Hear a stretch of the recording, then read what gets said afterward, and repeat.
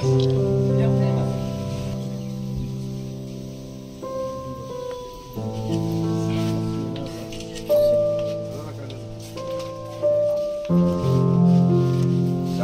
হয়ে গেছে, এখন যে দুজন আছে তারা নিয়ে বাঁচতে লাগবে।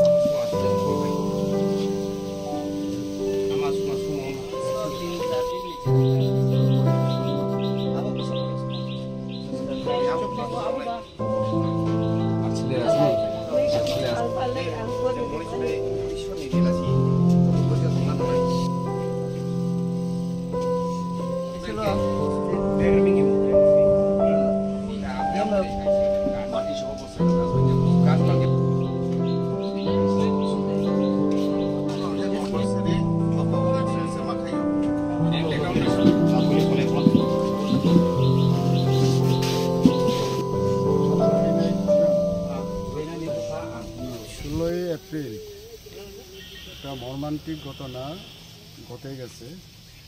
রেগার কাজ করতে গিয়ে রেগার দুজন শ্রমিক কাজ করে স্পট ডেড হয়েছে, একজন জায়গাতেই মারা গেছেন এবং আরেকজন হসপিটালে গিয়ে মারা গেছে।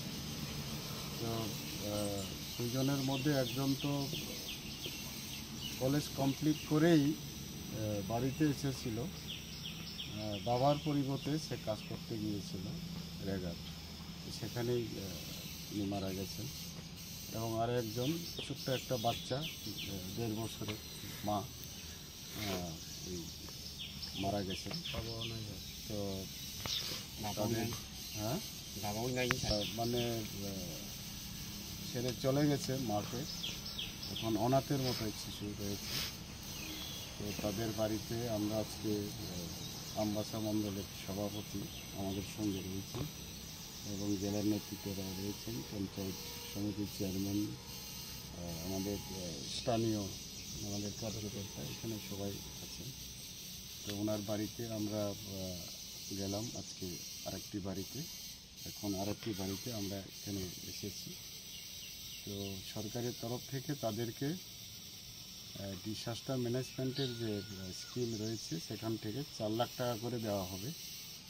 তো পাশাপাশি অন্যান্যভাবে তাদেরকে যাতে এই বাচ্চা এবং ওই আরেকটি পরিবার তারা যাতে বাঁচতে পারে তার জন্যে আমরা সরকারের কাছে দাবি জানাবো এবং পার্টির তরফ থেকে আমাদের যা করণীয় আমরা সেটা তাদেরকে সাহায্য করব।